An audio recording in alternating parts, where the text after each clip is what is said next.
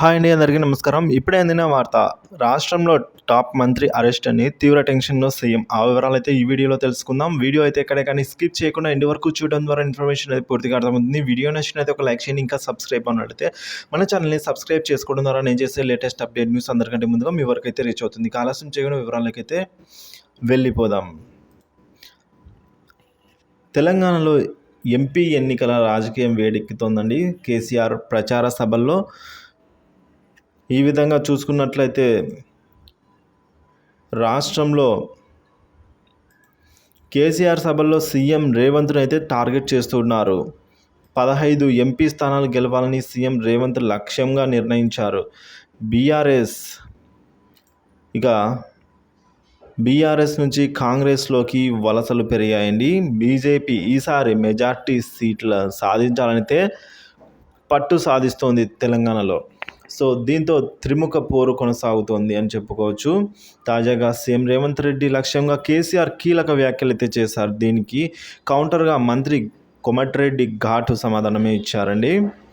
కేసీఆర్ చేసిన వ్యాఖ్యలను కోమటిరెడ్డి ఖండించారు. కాంగ్రెస్ను బీఆర్ఎస్ టచ్ చేస్తే పునాదులు కూల్చేస్తామని అయితే హెచ్చరించడం జరిగింది. రేవంత్ను చూడలేకనే కేసీఆర్ అసెంబ్లీకి రాలేదని వ్యాఖ్యానించారు. 3 నెలల్లో బీఆర్ఎస్ కనుమరుగవుతుందని కూడా జోస్యం చెప్పారు ఆయన. మెదక్లో 1000 కోట్ల ఖర్చు చేసినా బీఆర్ఎస్ గెలవదని అయితే పేర్కొన్నారండి. ఇక యాదాద్రి థర్మల్ పవర్ ప్లాంట్లో జగదీష్ రెడ్డి జైలుకు వెళ్తారంటూ కోమటిరెడ్డి కీలక వ్యాఖ్యలు చేశారు. కాంగ్రెస్ 15 సీట్లు గెలుస్తుందనేది ధీమా వ్యక్తం చేశారు. కల్వకుంట్ల కవిత చేసిన పనికి తెలంగాణ ప్రజలకు కేసీఆర్ క్షమాపణలు చెప్పాలని అయితే మంత్రి కోమటిరెడ్డి వెంకటరెడ్డి డిమాండ్ చేశారు. అలాగే మెదక్లో ఎన్ని కోట్లు ఖర్చు చేసినా కూడా బీఆర్ఎస్ గెలవదని కూడా చెప్పడం జరిగిందండి.